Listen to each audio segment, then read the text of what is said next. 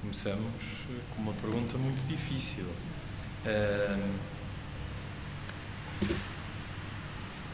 Eu sou poeta sonoro, também sou poeta não sonoro, portanto poeta silencioso,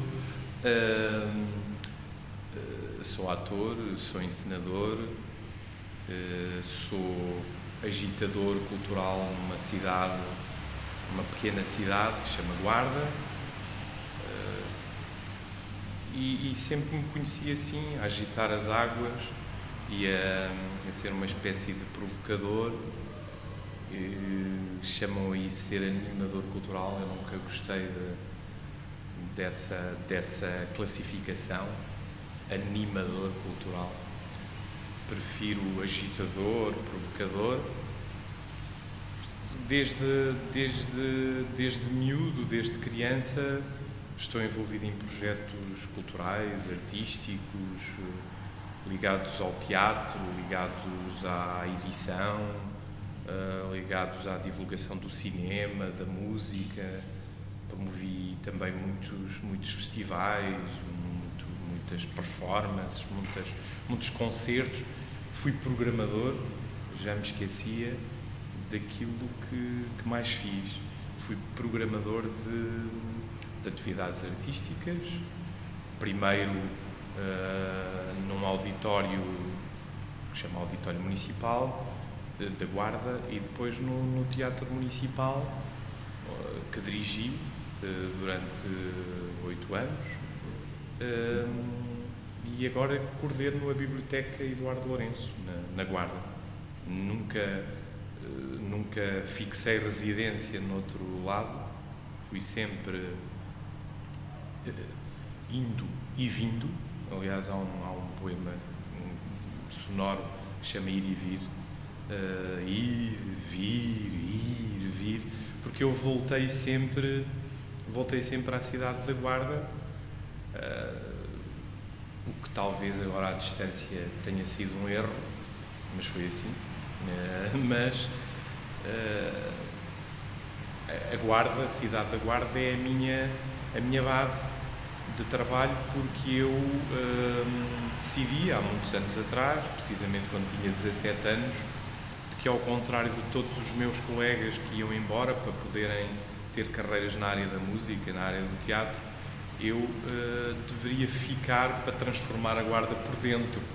Sei é que esse processo, aliás,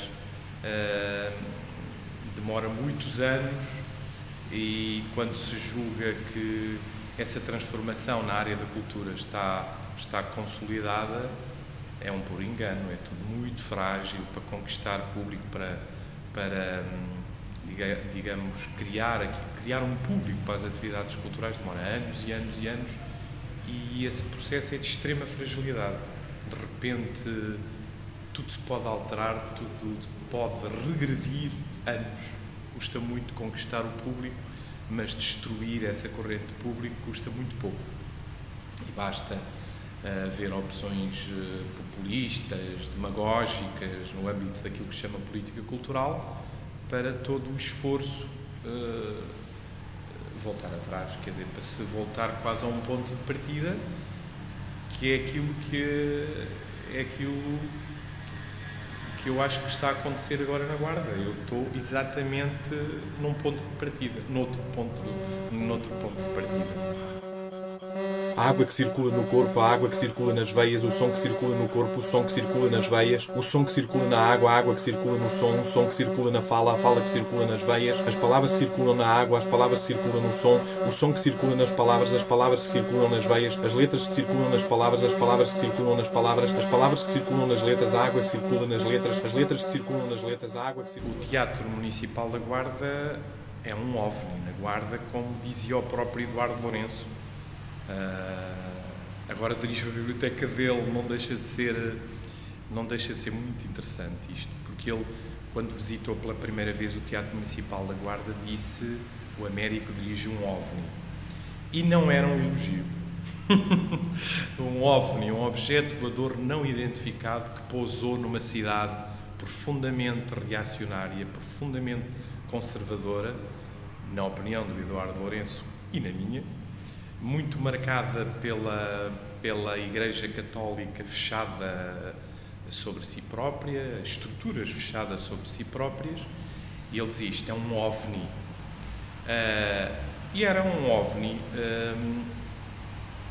onde aconteciam muitas coisas, ou seja, eu dirigi o Teatro da Guarda partindo do princípio que o estava a dirigir no centro de Lisboa, ou no centro de Madrid, ou de Copenhaga, tal e qual com o mesmo tipo de exigência. Eu nunca olhei para a Guarda como uma espécie de terra de coitadinhos, de pessoas que não tinham ligação nenhuma à cultura, nem sensibilidade para isso. Não, olhei para o público da Guarda com o maior respeito e dizendo que deveria ter acesso, que é um direito constitucional, devia ter acesso a formas contemporâneas, artísticas e culturais, e foi isso que eu fiz. Portanto, era possível ver na Guarda, como aconteceu, a Big Band da Carla Blake, que vinha de Nova Iorque apenas para atuar na Guarda e voltar no dia seguinte. Isto aconteceu com centenas de exemplos da área do jazz, dos blues, da música erudita, da música contemporânea. A Guarda, o Teatro Municipal da Guarda, durante os primeiros anos, tinha uma programação cosmopolita e contemporânea, porque eu achava que os espectadores da cidade e das outras cidades que rodeiam a Guarda tinham direito, deveriam ter acesso àquelas formas. Convém dizer que quando eu comecei a programar o Teatro da Guarda, por exemplo, as pessoas não tinham acesso à ópera há 30 anos, para aí. É um exemplo. E o bailado clássico, até estas coisas mais canónicas, não havia acesso. Mas um dos últimos, se não o último espetáculo, por exemplo, do Ballet Gulbenkian foi no TMG. Acho que sim, foi mesmo o último em território nacional, porque depois partiam para uma digressão na Europa. E, portanto, tinha muitos nomes da dança contemporânea e da performance e das artes plásticas também, porque o teatro tinha e tem um grande auditório, um pequeno auditório, uma sala de ensaios, a caixa de palco, o subpalco, uma galeria de arte, o café-concerto, e tudo nós utilizávamos. Pronto, mas é um OVNI no sentido que era estranho àquela terra. E portanto, até editor o teatro foi, pois fazia coisas que não é habitual. Tinha uma linha editorial de discos, de livros, tinha acontecimentos diários, às vezes a um ritmo alucinante, porque tinha mais do que um espetáculo por dia. Depois tinha uma ação muito grande naquilo que agora se chama serviço educativo, na área do serviço educativo, com públicos que vinham ao teatro, por exemplo, públicos de crianças e de idosos, mas também públicos zangados com o teatro, por exemplo, um trabalho no estabelecimento prisional, no Instituto de Reeducação, num hospital psiquiátrico, um centro de saúde, de saúde mental. Quer dizer, o teatro passou a estar no centro dos acontecimentos da cidade da Guarda, e isso não se perdoa. A pessoa que dirige um teatro nessas circunstâncias passa a ser alguém perigoso, claramente perigoso, que era o meu caso. Pousadinha. Pousade.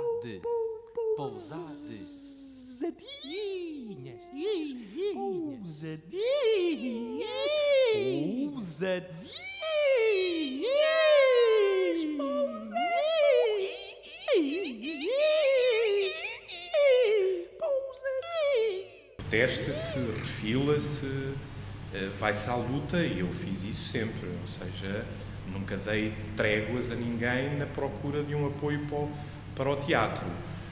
Durante os 2 primeiros anos havia um apoio do próprio Ministério da Educação, que estava implicado na construção daquele equipamento, mas depois foi a própria Câmara da Guarda e também, numa fase do teatro, isto é simbólico, a Junta de Castilha e León, que durante 2 anos, por aí assim, foi uma financiadora do Teatro Municipal da Guarda, porque aceitou incluir o Teatro da Guarda numa rede de teatros de uma região que tem como centros, por exemplo, Salamanca, ou Valladolid, ou Burgos.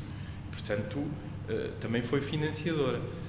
Mas claro que é preciso sempre financiamento, mas sem a pessoa lutar por esse financiamento, sem dizer nós fazemos isto e temos direito a esse financiamento, é muito difícil. O que acontece é que cidades como a Guarda desistem muito facilmente de ter teatros assim, teatros que estão no centro de toda a atividade cultural e artística, e conformam-se com a ideia de temos que dar ao público, o público gosta, a dança contemporânea não, que não há público para isso, teatro do absurdo não, porque não há público para isso, acaba por não haver público para nada, na opinião dessas pessoas. E, infelizmente, há muitos autarcas que não definem políticas culturais para os seus municípios. Ou se as definem, quando as definem, depois de um grande esforço, lá definem umas linhas, em geral são 3 ou 4 linhas nos manifestos eleitorais e depois no plano de atividades da própria autarquia, quando se comprometem com uma orientação. Essa orientação é totalmente conformista, acomodada, como se a cultura não pudesse ser um fator de transformação social e portanto, programam a pensar na adesão do público. Isto enche a sala, é um pensamento muito comum nos autarcas. Isto enche a sala, isto vai ter repercussões porque aparece na televisão e pronto. E depois agenciam, no fundo, atividades, talvez, agendam atividades através das agências, mas nunca fazem uma verdadeira programação, que procure sentidos, não é? Que tenha alguma coerência, que seja arriscada, era aquilo que nós queríamos fazer. Porque realmente um teatro assim passa a ser uma das maiores instituições de uma cidade mediana. O teatro, aliás, isso está devidamente comprovado. O teatro provocava mais notícias nos jornais do que as empresas, ou do que os hospitais, ou do que outra coisa qualquer, ou do que a própria Câmara. Tinha mais eco na imprensa e portanto, mais repercussão junto da opinião pública nacional do que outras instituições. O que quer dizer que isso provoca problemas, porque tem uma visibilidade que não é desejada. Pode ser tolerada, mas não é desejada. Isso é um problema para algumas pessoas para alguns autarcas sim, que se colocam no centro de todos os acontecimentos, cuja divulgação ou propaganda está sempre centrada neles próprios e não na cidade. Autarcas que não querem partilhar, digamos, o protagonismo com outras pessoas. Claro que sim, provoca. Eu, durante muito tempo, consegui trabalhar com autarcas que eram cúmplices, que acreditavam mesmo no teatro e acreditavam que o teatro podia ser o centro de toda a atividade cultural na região da Guarda, incluindo, portanto, um relacionamento com Espanha, um relacionamento com aquilo que se chama Beira Interior. Mais difícil seria captar pessoas, público, da zona de Viseu, porque o Teatro Viriato já estava a funcionar quando o TMG abriu. Mas, portanto, se eu fiz aquilo que fiz, é porque tinha um apoio político também que, a certa altura, desapareceu. Ou seja, a certa altura, com uma mudança política legítima, desapareceu esse apoio, ou seja, eu passei a ser uma persona não grata e, pronto, e fui afastado do teatro. É verdade que era de alguma forma inevitável. Era de alguma forma inevitável, porque a ideia que eu tenho do teatro não é que ele seja, por exemplo, um salão de festas do poder. E nas cidades pequenas, a sala de espetáculos é sempre um salão de festas do poder. E há autarcas que gostam de ser eles a dirigir os teatros e as salas que têm à disposição. Controlar aquilo também, uma forma de exercer o poder, não é? Ora, isso não tem nada a ver com a minha maneira de entender a programação, que era uma programação livre, uma programação que não era subordinada a uma agenda política, era uma programação que valia pelas características artísticas, pela qualidade das propostas e pela diversidade das propostas. E, portanto, isso realmente é difícil, reconheço agora, passado alguns anos, reconheço que era muito difícil lidar com alguém como eu e com a ideia que eu tenho de como se deve dirigir um teatro municipal. Equilíbrio.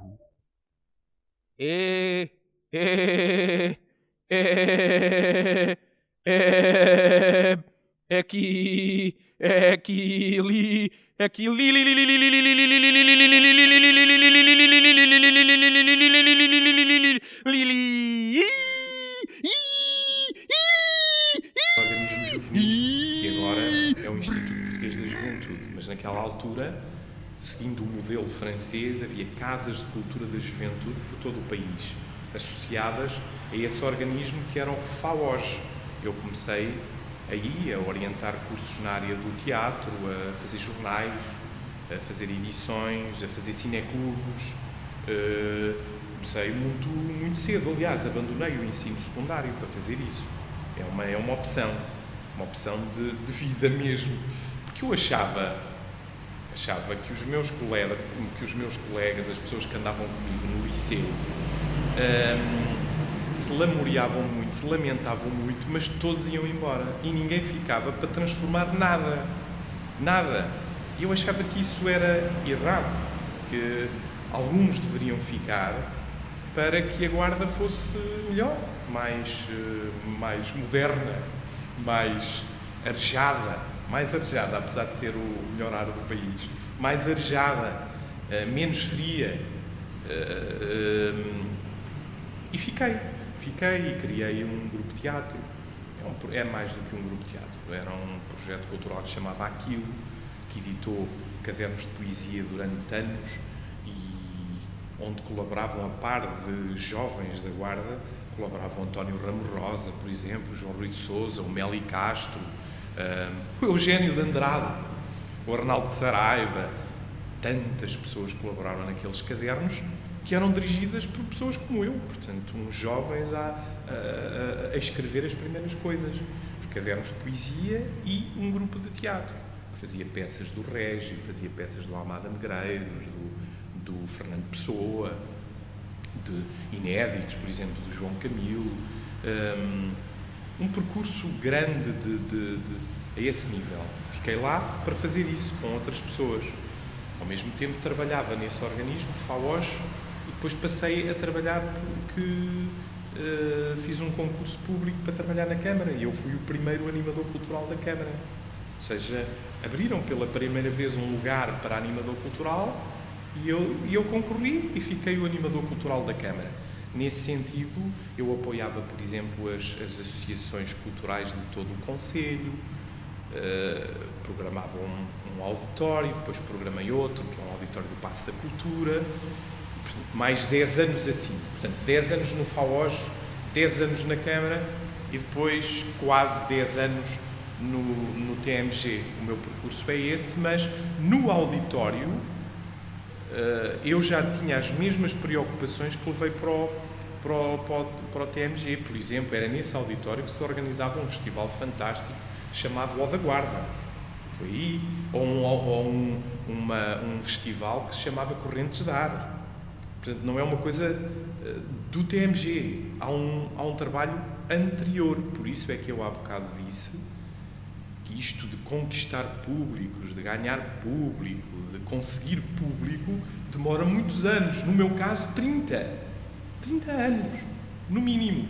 E é assim, começam as sessões do Ó da Guarda com 15 pessoas, porque houve sessões com 15 pessoas, mas também houve sessões com 200 pessoas. É assim. Mas demora muito tempo, 30 anos.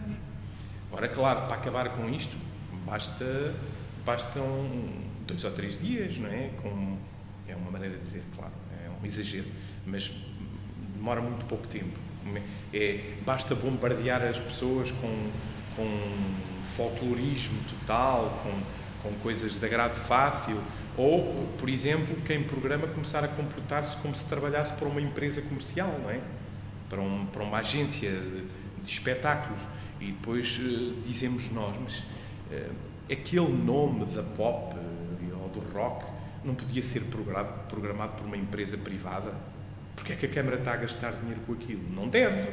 Deve apoiar e promover as coisas que por si próprias não podem ir lá, porque seriam insucessos comerciais, não teriam meios para isso. As que já se bastam a si próprias, ou seja, que conseguem recuperar o dinheiro que investem e ganhar, não é a Câmara que tem que fazer esse trabalho.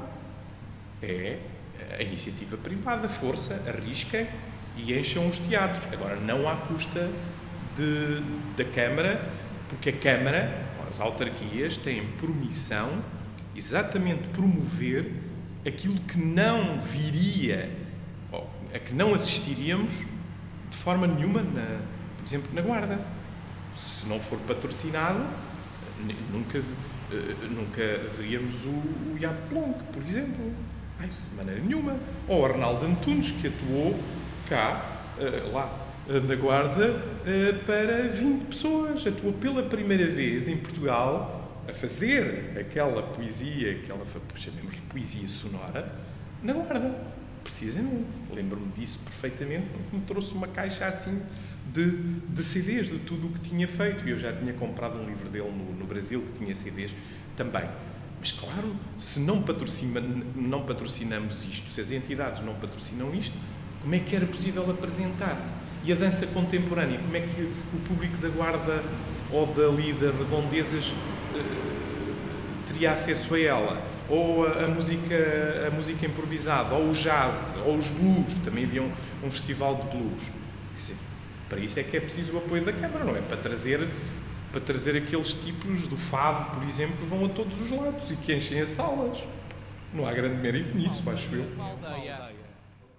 Uma aldeia. Uma aldeia. Uma aldeia. É uma aldeia. Uma aldeia. Uma aldeia.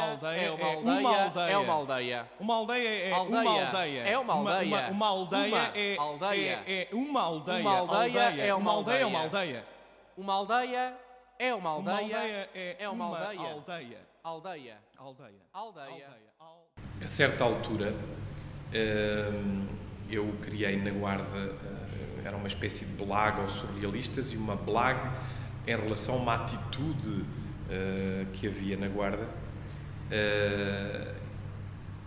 Criei um frasco que tinha ar engarrafado, como os surrealistas fizeram em relação a Paris, só que lhe mudei a posologia, mudei-lhe os elementos que constituem o guarda-guarda. No fundo, aliás, acho que até se dizia assim, o que contém, e dizia nada. Isso é que era fantástico, não tinha nada. Mas era supostamente um objeto que inalado, não era um objeto, era um objeto, mas aberto, inspirava-se aquele ar que resolvia todos os problemas das pessoas e que cheirava a isto, cheirava aquilo, tinha uma fragrância de queijo da serra, por exemplo, e de gestas e coisas assim, e que a pessoa ficava logo melhor. Aliás, até dizia que devia tomar 3 vezes ao dia, tomar determinada dose 3 vezes ao dia, mas atenção, que não abusasse, porque senão poderia sentir um súbito desejo de voar. Coisas assim. Era um texto absurdo e até bem humorado. O problema é quando eu percebi que as pessoas entendiam aquilo como uma coisa séria. E isso é terrível, porque uma coisa é ser um surrealista francês do início do século, que distribui aquilo como um objeto artístico, com conceito. Outra coisa é viver na Guarda e 80% das pessoas acharem que é verdade. E dizer, como é que apanharam o ar da Guarda? Como é que o meteram aí? E depois coisas assim, que fazem todo sentido. Então, mas se abre a tampa, se desenrosca a tampa, o ar sai. Como é que depois... E eu não soube lidar com isto, atenção, porque era uma brincadeira de 50 exemplares no início e toda a gente levava aquilo muito, muito a sério. E pronto. Aliás, fui criticado por estar a vender uma coisa que nunca poderia ser vendida. Mas criticado seriamente, atenção. Isso está em determinados blogs, isso está escrito. E a chamarem-me oportunista, e tu dizes assim, espera aí, mas isto é uma coisa de humor, mas é preciso decifrá-lo. E quando se faz, ou se toma uma iniciativa destas com aquela exposição, há sempre esta possibilidade, porque não estamos entre pessoas da área da cultura ou da área da arte que entenderiam o conceito. Não. Pronto, mas quer dizer, fui atacado, fui criticado, mas outras pessoas divertiram-se à brava e aquilo passou. Mas anos depois, a Guarda foi considerada mesmo a capital da Europa com melhor... Não é capital, o sítio da Europa com melhor ar, capital bio... não sei quê. Sim, melhor ar da Europa seria da Guarda. E então... pessoas respeitáveis, com poder, pediram para eu reeditar o ar da Guarda, agora sim, em quantidades industriais. E foram editados centenas de frascos, mudou, aliás, até o tipo do frasco, o rótulo muito melhor impresso, tudo isso, e fizemos uma apresentação mesmo do ar da Guarda, a sério, no âmbito de uma atividade muito séria, institucional. E eu disse, mas agora, quer dizer, há casos curiosos. Então, para apresentar, fizemos uma projeção de um cientista russo com uma dobragem. Ele falava russo, não é que era enorme, falava russo, e depois a legendagem dizia, boa noite, eu venho aqui testemunhar que o ar da Guarda é o melhor, não só da Europa, mas, quiçá, do mundo inteiro, e que, por favor, consumam, eu atesto que sou da Academia, por exemplo, pseudociência. Eu ri-me, mas a verdade é que isso passou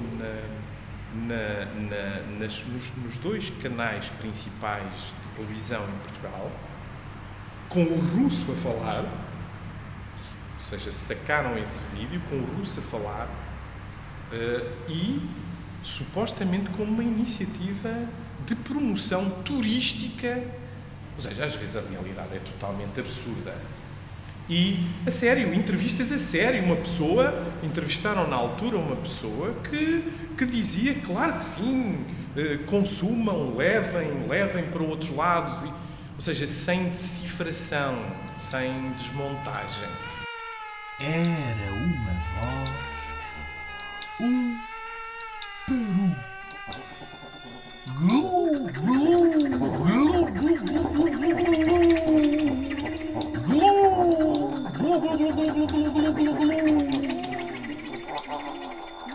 Era uma voz, Eu sempre fiz aquilo que chamava de declamação de poemas, vozes bem colocadas, estilo a Mário Viegas, com asma. É uma brincadeira, porque há um exagero nisto tudo dos declamadores, a atitude dos declamadores. Mas fiz recitais de poesia erótica, mas também ciclos temáticos. Por exemplo, eu organizei uma coisa que chamava Consórcio Fernando Pessoa apresenta Ângelo de Lima em Eu Não Estou Dodo. Consórcio Fernando Pessoa apresenta Raul Leal em Sodoma Divinizada. Mas fartei-me de fazer recitais que estavam à procura de outro caminho, de outros textos, e onde eu ia melhorando de alguma forma a performance de declamador, mas mesmo assim lendo e com músicos a acompanhar. Mas a certa altura eu tive uma bolsa do Centro Nacional de Cultura, que chamava Bolsa de Jovens Criadores, e na área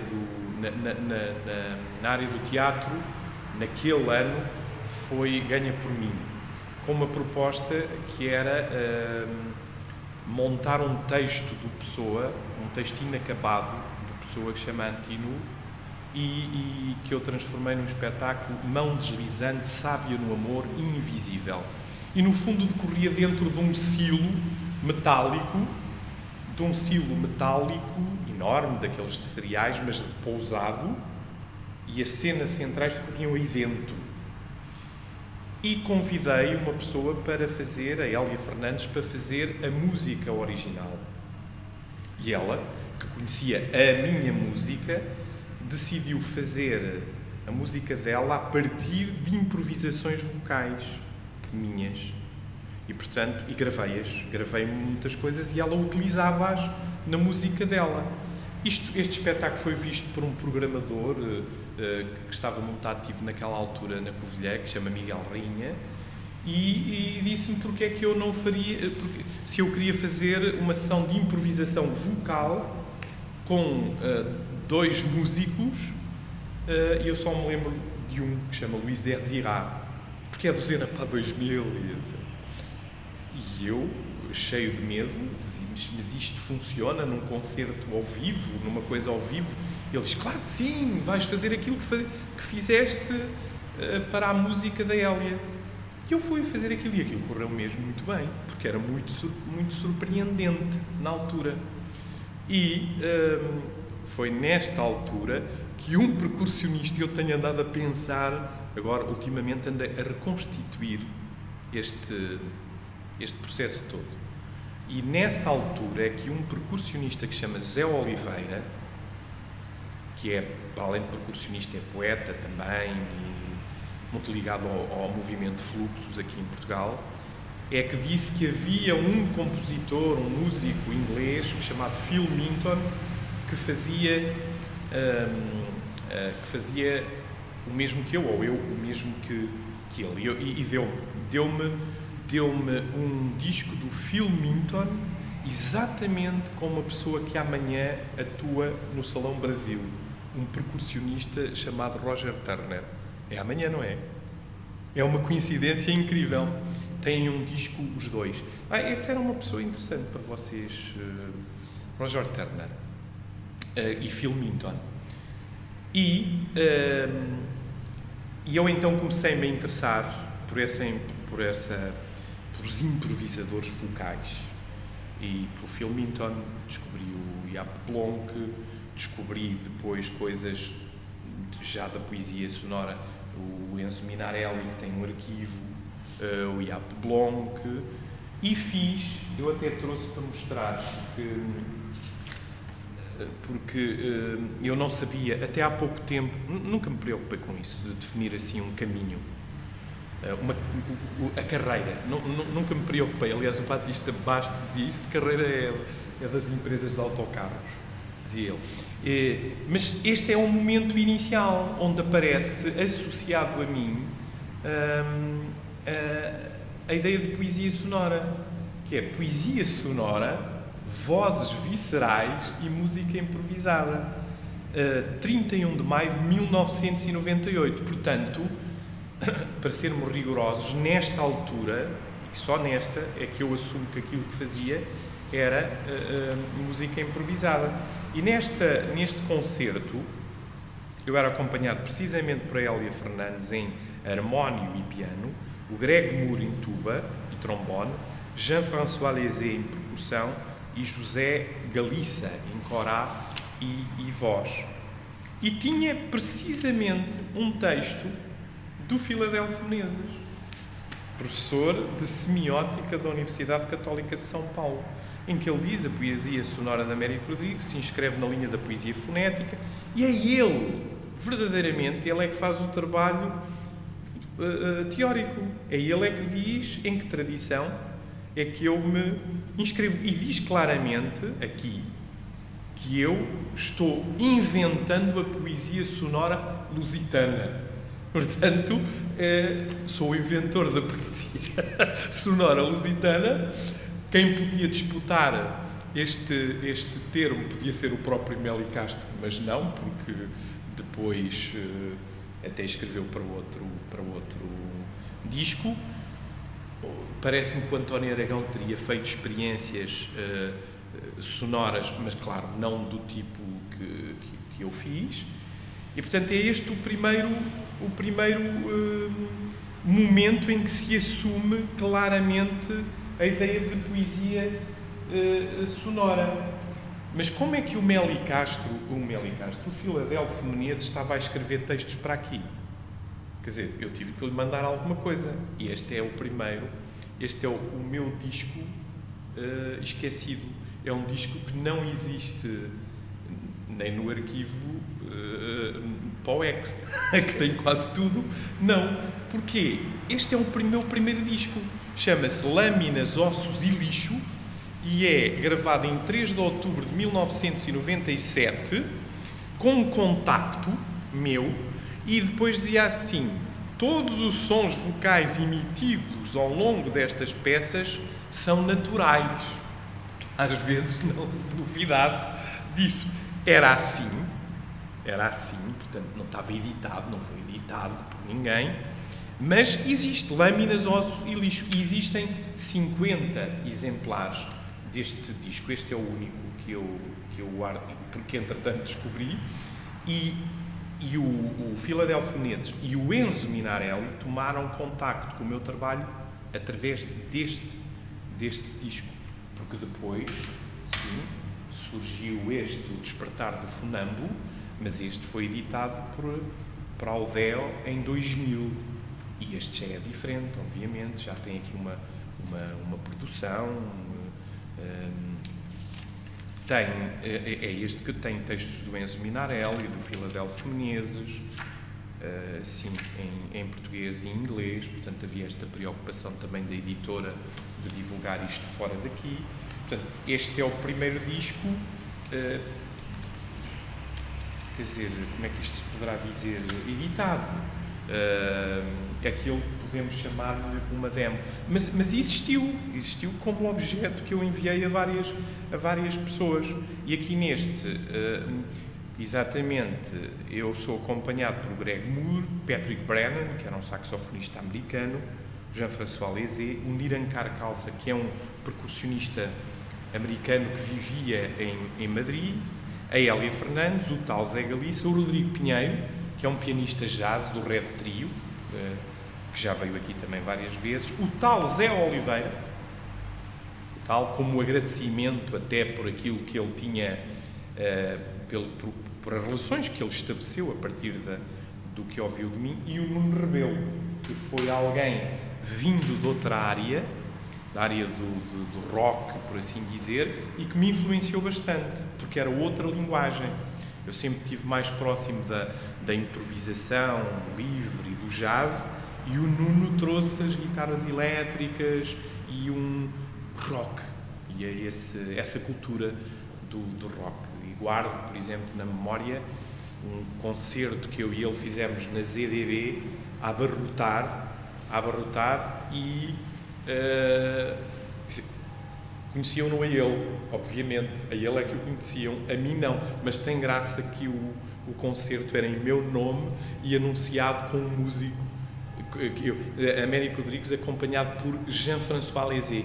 E o Jean-François Lézé teve um problema de saúde que foi parar ao hospital, e eu telefonei às 6 da tarde ao Nuno Rebelo, e ele, entre aspas, vedeta do Esmerife Dadá, que tinha sido Esmerife Dadá e do Street Kids e não sei quê, vem imediatamente para fazer um concerto comigo.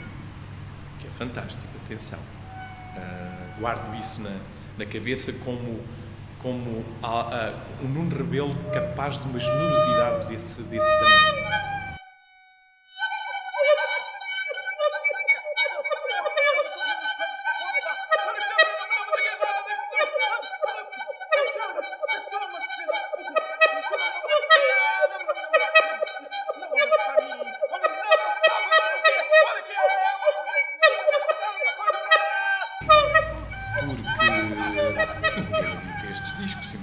Quem é que edita estes discos? Quem é que quer perder dinheiro com isto? A ODL, que era dirigida por Luís Freixo, que ainda continua a ter pelo menos um sistema de distribuição e que me tinha visto no Porto, no teatro. Eu fiz lá um concerto precisamente com o Greg Moore, o Jean-François Lézé e a Hélia, e ele gostou tanto daquilo que convidou. Mas, a partir de determinada altura, naquela altura, não havia editores em Portugal para editar o meu trabalho. Agora também não existe. Mas existe, por exemplo, para o jazz. Mas a questão é que eu nem sou do jazz, nem da música erudita contemporânea, nem das declamações. Também já há audiolivros e há aí boas editoras que editam pessoas a ler bem, por assim dizer. É um terreno, eu sou de um terreno a que se chamou poesia sonora e não há editores que queiram fazer isso, que queiram editar esses discos. E então eu criei uma editora que é dirigida por mim, quer dizer, sou eu, no fundo, que se chama Pós-Químanos, e essa editora, pequena editora, editou os meus trabalhos e trabalhos de poesia sonora, mas também livros de poesia e objetos, pequenos objetos. Comecei a usar esse nome para esse meu trabalho na área da poesia, por assim dizer. Pronto, e depois vendo-os diretamente ou através do Facebook. Agora, o interessante é que, mesmo sendo assim, num sistema tão frágil, mas alternativo, que me agrada muito, me agrada bastante, porque a mim agradam-me estas pequenas coisas dos livrinhos pequeninos, imperfeitos, diferentes, mas que depois têm trabalhos fantásticos, por exemplo, de pessoas como o Jorge do Reis. Portanto, também há aqui um trabalho gráfico que eu duvido que as empresas de edição se interessassem em fazer. Portanto, controlo totalmente o que quero apresentar. Mas isso, voltando ao raciocínio, isso não impediu que haja colecionadores dos meus discos ou dessas edições. Por exemplo, há um colecionador que vendeu até parte da coleção a Serralves, e eu estava-me a tentar de lembrar do nome dele, porque é um colecionador belga e que vivia em Paris, que tinha os meus discos todos e que agora os ofereceu ou os vendeu a Serralves. É o organizador de uma coisa que se chama Out of Print. Não sei se vocês o conhecem. Bem, não sei agora o nome dele. Estive várias vezes com ele. Até ele foi ver um concerto, uma performance que eu fiz em Paris, esse colecionador. É engraçado isso também. Eu depois posso lembrar-me do nome dele, mas, quer dizer, o ser uma editora pequenina, que vai reduzindo o número de exemplares que edita, porque começaram por ser 500, mas depois agora ficam assim nos 100 exemplares, e pronto, e vão-se vendendo nas minhas apresentações, ou quem queira pedir pelo correio, não é? São pequenos objetos.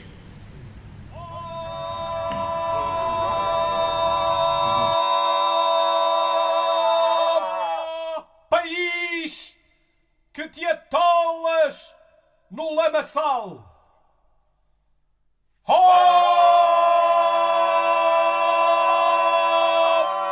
País que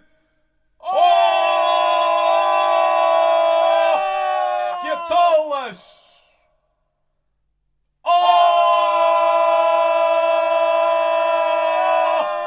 No lamaçal. Anos mais tarde, e já editado pelos Bosquímanos, a Guarda perdia tempo, desenvolvia-se em polémicas sobre... consumia-se em polémicas sobre se tinha ou não tinha dificuldade de autoestima. A Guarda não se desenvolvia porque as pessoas da Guarda não tinham autoestima, não acreditavam nas potencialidades da Terra, não acreditavam que tinham capacidades, potencialidades de desenvolvimento. O problema era a autoestima. Isto está documentado. Dezenas de políticos e de projeção nacional que iam, vocês têm que acreditar, porque têm a Serra, porque têm a Sé Catedral, têm isto, têm aquilo. Têm um problema de autoestima. E campanhas eleitorais baseadas nisto, uns que acreditavam e outros, não, isto não é autoestima nada, isto é, falta é apoio do governo, outra coisa qualquer, assim. E eu, como ato provocatório, lancei numa sessão de pseudociência com 2 médicos este produto, Autoestima-te, 50 gotas de autoestima, rótulo desenhado pelo Jorge do Reis, que tínhamos também todos uma t-shirt assim, com este símbolo, passou a ser o símbolo de uma marca. O projeto disto era apresentar oficialmente com 2 médicos, correu maravilhosamente, porque eles disseram que sim, que era isto que faltava, finalmente havia autoestima, mas atenção, cuidado com as gotas, porque também não se pode abusar, senão a pessoa com autoestima a mais é um problema. E também fazia parte do projeto instalar estes frascos numa farmácia mesmo, ao pé dos antidepressivos, de tudo isso, e depois autoestima-te, e tudo fotografado, e também numa mercearia do centro da cidade, cheio de frasquinhos de autoestima. Isso foi muito divertido. É um objeto assim, portanto,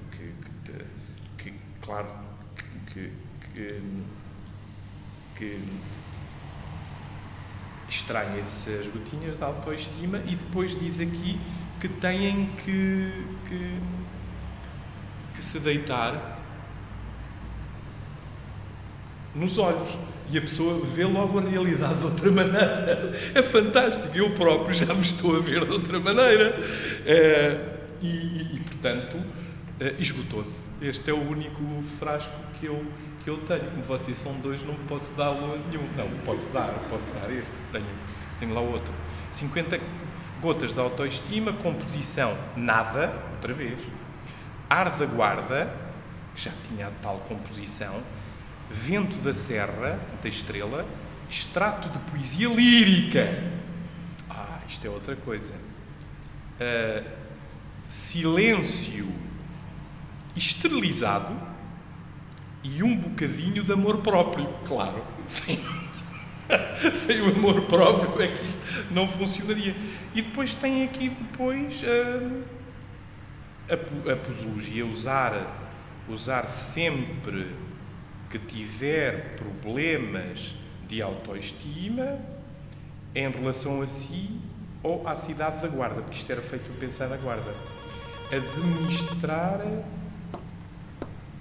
Administrar antes de começar a dizer mal da terra. Pronto, isto é válido para outras terras. Aqui para Coimbra também é capaz de fazer efeito. Não é? Valham as comadres, descobrem-se as verdades. Recibo, cobre o perigo. Ruim senhor, e as ruins servidor. Ronda e pavia não se fizeram num dia. Rejedoria sem filosofia, nem herda para tal serviço. Caso sem dinheiro, esqueça o primeiro velho. Remenda ao teu pai. O meu pai sempre leu muito, mas não tinha condições assim para ter uma vasta biblioteca. Mas lia muito, lia compulsivamente. Lembro-me perfeitamente dele ter uma estante, porque eu herdei esses livros acerca dos malditos, que é qualquer coisa que a mim me agrada também. uma coleção de malditos. E passava o tempo a ler, até às refeições. O que não é socialmente não é bem visto, não é? Mas ele lia às refeições. Portanto, e tinha muita curiosidade intelectual. Agora, eu tive a sorte de morar na Guarda, numa rua que tinha uma tipografia de caracteres manuais e um encadernador a seguir. E tinha um café também, onde toda esta gente que trabalhava por ali se reunia. Mas principalmente essa tipografia. Eu saía da escola primária do Bonfim, à frente da delegação da PIDE, e do outro lado da rua é o seminário, duas instituições absolutamente respeitáveis. E, nota, escola primária, delegação da polícia política e seminário. E eu saía daí, da escola, e antes de ir para casa ia para a tipografia. E na tipografia ia para o pé dos compositores, que é uma palavra belíssima, dos compositores que compunham os textos, ou seja, que montavam os textos, que escreviam com os tipos de letras de pernas para o ar, para depois se imprimir bem. E, portanto, passei a interessar-me muito por as letras, tudo.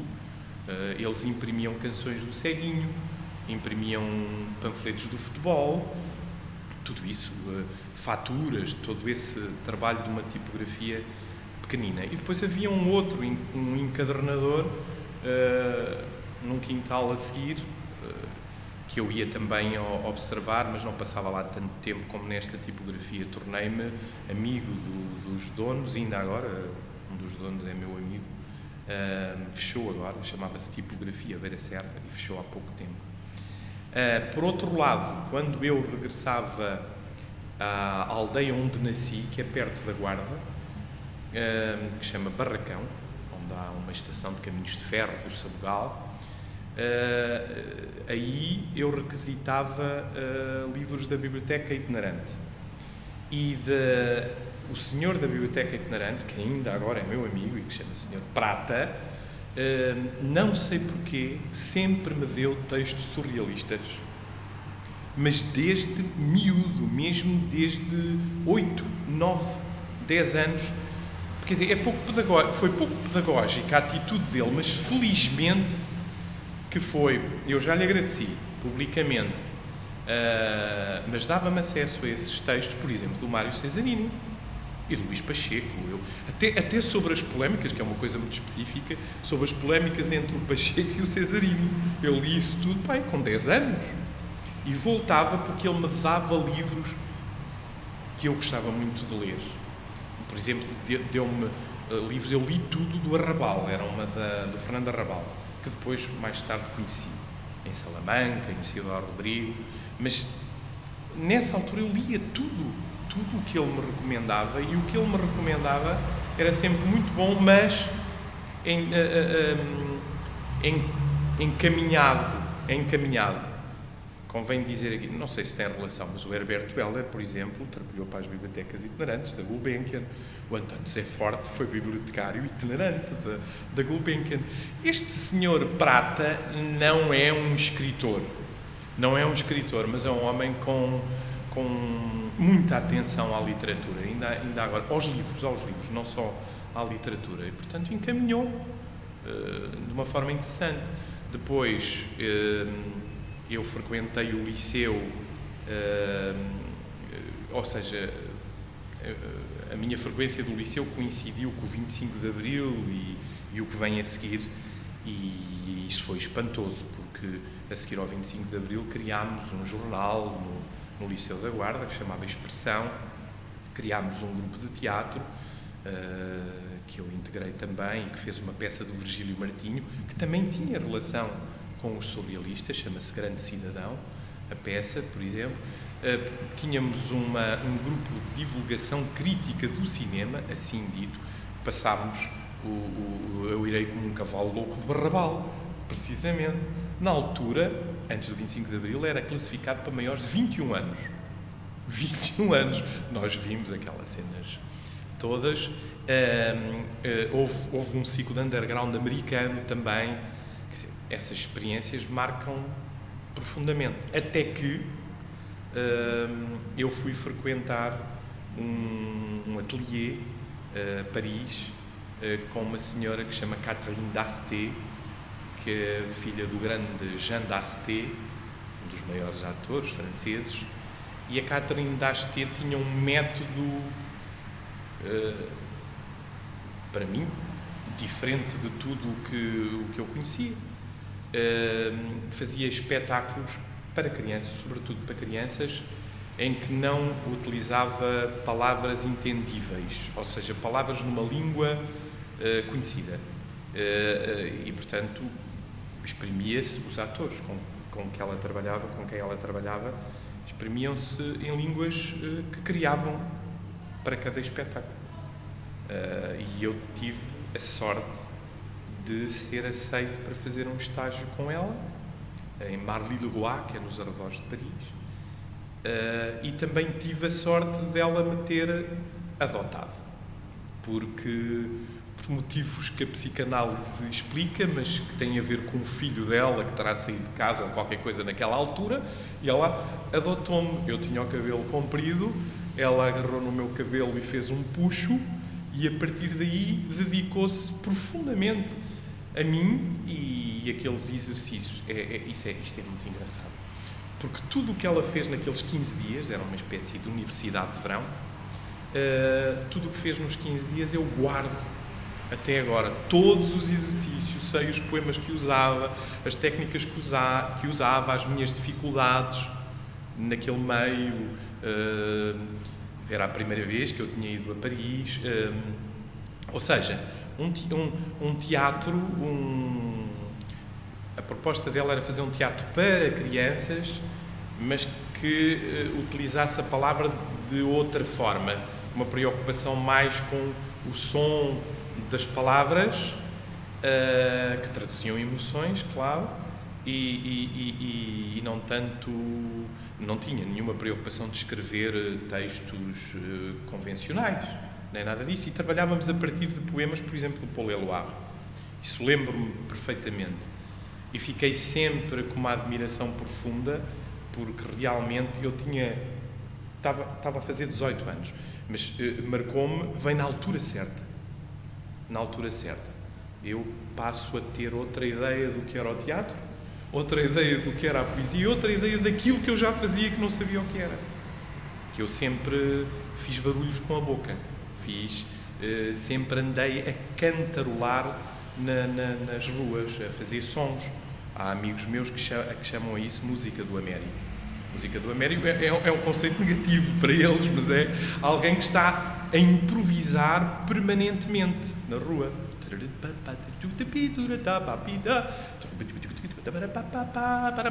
Coisas assim.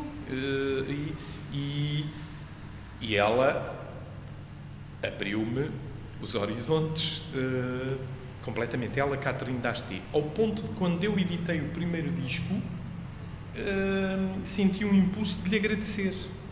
Diz lá, acho que é assim, apoio ou colaboração, Catherine Dasté. E telefonei-lhe a dizer-lhe isso, tantos anos depois. Ela lembrava-se perfeitamente de mim e ficou muito, muito contente com esse gesto que acontece anos e anos e anos depois. É maravilhoso. Mas ela ensinou-me muito. Porquê? Porque a partir dali eu também me preocupei não só em desenvolver aquelas técnicas, mas de contatar com outros formadores, com outros especialistas, no sentido de desenvolver, esta aptidão para o som das palavras. Para trabalhar, pelo menos, o som das palavras. E é isso. Portanto, eu agora trabalho na biblioteca, Eduardo Lourenço. Sinceramente, é um privilégio trabalhar numa biblioteca que tem aquele nome, porque o Eduardo Lourenço tem o nome e os livros, porque ele ofereceu parte da sua biblioteca à Biblioteca Municipal da Guarda. E, portanto, tenho falado bastante com ele já o conhecia antes e tem sido um prazer a esse nível. Em relação ao resto, o que eu faço é coordenar a biblioteca, é a direção, exerço a direção da biblioteca e tenho tentado promover dezenas de iniciativas literárias, de promoção do livro e da leitura. Trabalho também com os tais públicos marginais, envolvimento de escolas. Há um projeto magnífico que se chama Terra da Escrita, fazer exposições de raiz, conferências, colóquios. Como é que eu organizei isto? Todos os meses há um nome que está no centro de toda a programação. Neste mês é o Eugénio de Andrade, mas já foi o Ramo Rosa, o Herbert Welder, a Sofia de Melbreiner, o Walt Disney. Pode ser, como isto é uma caminhada, um dia destes pode ser, por exemplo, um nome ligado à poesia sonora. Já tivemos, por exemplo, uma exposição da Salete Tavares e do próprio Jorge do Reis e do Miguel Carvalho, que é uma pessoa que se dedica à colagem aqui de Coimbra, magnífico, por sinal. Ou seja, há um ritmo tal de acontecimentos que poderá estar a acontecer a mesma coisa que aconteceu no teatro. Poderá estar a acontecer.